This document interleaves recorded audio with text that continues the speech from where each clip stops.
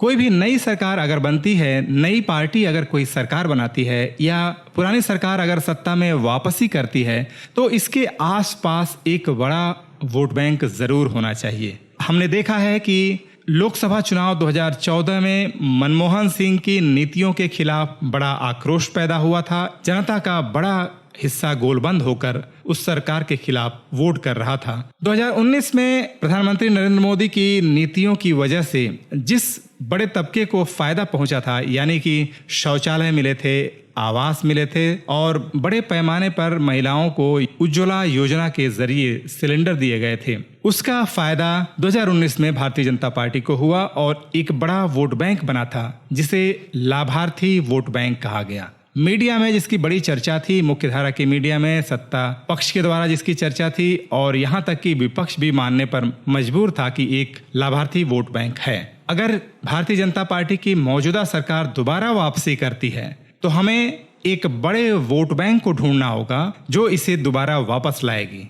हम अगर जमीन पर देखें, लोगों से बात करते हुए तमाम क्षेत्रों में, चाहे वो उत्तर प्रदेश हो, बिहार हो या अन्य क्षेत्रों में जाएं, तो हमें एक ऐसे ही वोट बैंक की तलाश करनी होगी। भले ही वह जातीय समीकरणों पर बना हुआ वोट बैंक हो या सरकार की नीतियों से होने वाले फायदों के आधार पर इकट्ठा हुआ, उसके आसपास गोलबंद हुआ एक बड़ा वोट बैंक हो। ऐसा वोट बैंक क्या आज की स्थिति में भारतीय जनता पार्टी के आसपास दिख रहा है? प्रधानमंत्री नरेंद्र मोदी की इस सरकार से क्या बड़े पैमाने पर ऐसा वोट बैंक बना है जो उसे वापस ला सकता है? वह लाभार्थी वोट बैंक जो 2019 में बना था, क्या वह वास्तव में आज भी बचा है जो इस सरकार को दोबारा सत्ता में लाएगा? और अगर वह लाभार्थी वोट बैंक आज की स्थिति में बचा नहीं है तो आखिर कौन सा आधार है, वह कौन सी धुरी है जो भारतीय जनता पार्टी को लोकसभा 2024 के चुनाव में दोबारा सत्ता में लाएगी? इस पॉडकास्ट में हम इसी की तलाश करेंगे, इसी के बारे में बात करेंगे, जमीनी हकीकत के बारे में जो इधर पूर्वी उत्तर प्रदेश, पूर्वांचल और दूसरे प्रदेशों में अपने दौरे के बीच मैंने लोगों से बातचीत करते हुए महसूस किया है, उसके आधार पर जो नतीजे मिले हैं उसी की चर्चा करेंगे कि आखिर भारतीय जनता पार्टी का वह लाभार्थी वोट बैंक या ऐसा कोई भी बड़ा वोट बैंक कहां है जो उसे दोबारा सत्ता में वापस लाएगा। नमस्कार, मैं हूं उपेंद्र कुमार यादव। लोकसभा चुनाव 2024 के 7वें और आखिरी चरण के लिए 57 सीटों पर 1 जून को मतदान होगा। इन 57 सीटों में उत्तर प्रदेश की 13 सीटें हैं जो पूर्वांचल में हैं।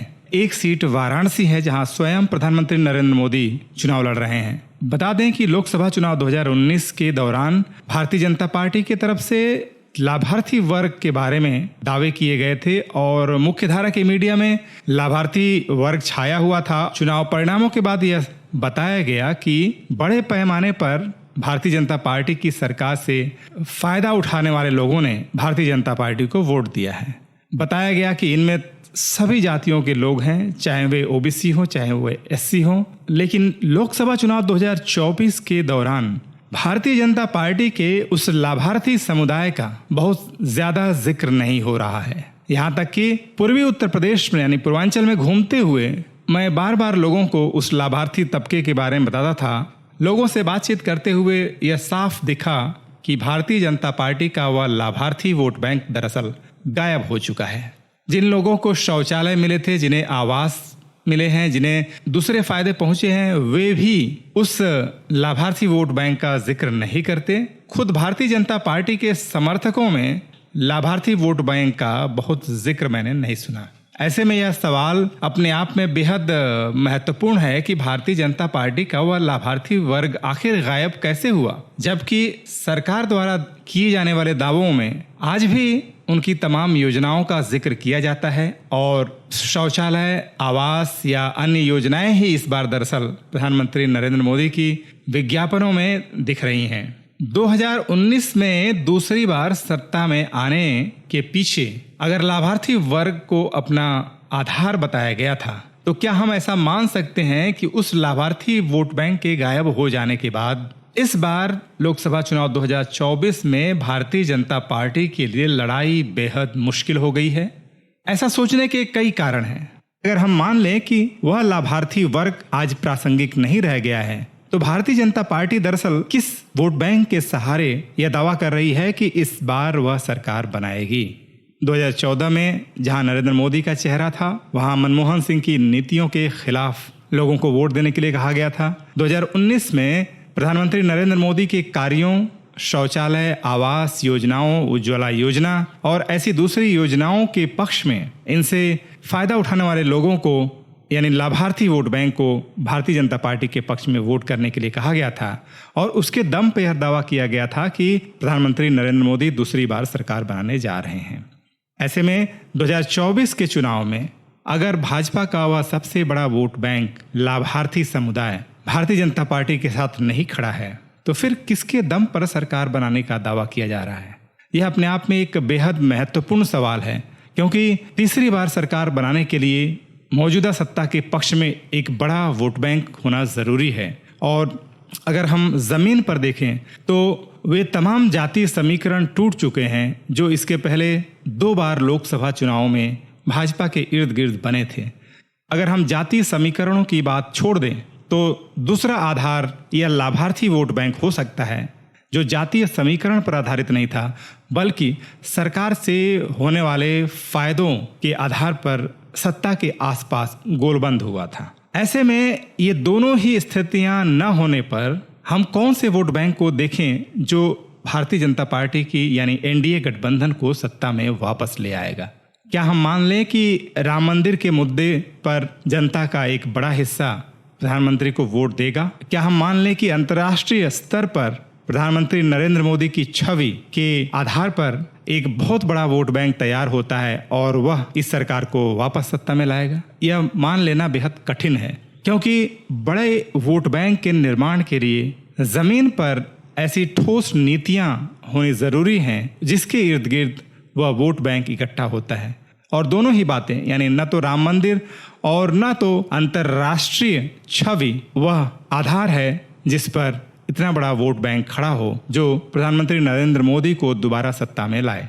भारतीय जनता पार्टी की ओर से विकास का जो दावा किया जाता है और बड़े बड़े जो हाईवे बने हैं, सड़कें बनी हैं, उनको दिखाकर बताया जाता है कि विकास की लहर चल रही है और इसी विकास के इर्द गिर्द एक वोट बैंक बनेगा जो इस सरकार को वापस लाएगा।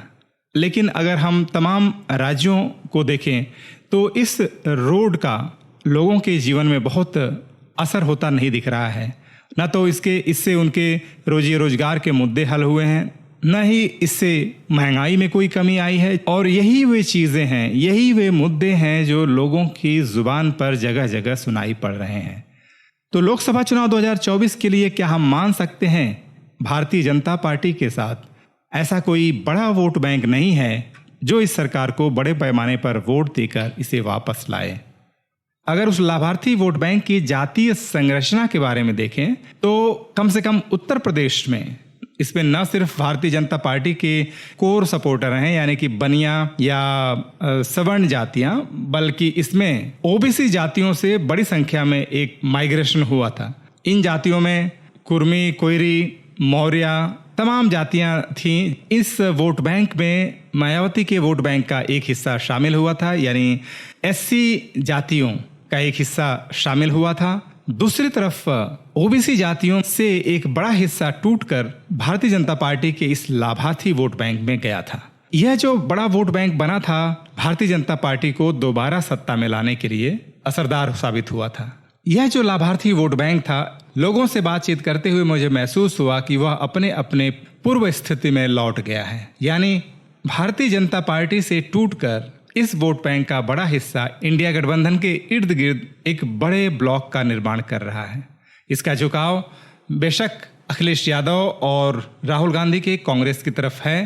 इस वोट बैंक में जहां एक तरफ यादव और अल्पसंख्यक हैं, उसी तरह से मायावती के वोट बैंक का एक हिस्सा यानी एससी जातियों का एक बड़ा हिस्सा, यहाँ तक कि खुद जाटव समुदाय का एक बड़ा हिस्सा इंडिया गठबंधन की तरफ झुकता हुआ दिख रहा है। इसके अलावा मौर्य, कुशवाहा, पटेल जातियों का एक हिस्सा यानी बड़ा हिस्सा इंडिया गठबंधन के पक्ष में जाता हुआ दिख रहा है।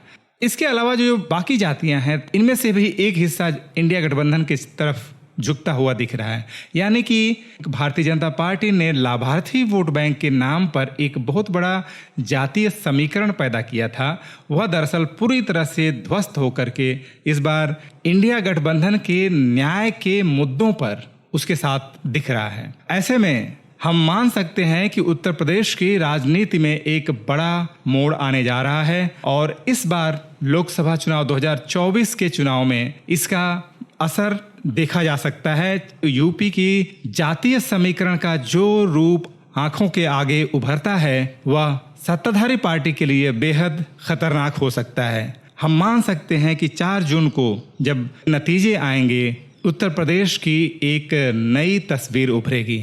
मेरा ऐसा मानना है कि उत्तर प्रदेश की राजनीति को लेकर विश्लेषकों के तमाम आकलन धराशायी होने वाले हैं और लोकसभा चुनाव की सीटों में भारी उलटफेर होगा जो कई लोगों के लिए बेहद चौंकाने वाला हो सकता है। तो इंतजार करते हैं उत्तर प्रदेश और पूर्वांचल की जमीनी हकीकत के सतह पर आने का। 4 जून को लोकसभा चुनाव 2024 के नतीजों के आने का। लोकसभा चुनाव 2024 को समझने की कोशिश में जमीनी हकीकत के आकलन में मेरे साथ बने रहिए। इस वीडियो को लाइक कीजिए, शेयर कीजिए और मेरे इस चैनल को सब्सक्राइब कीजिए। धन्यवाद।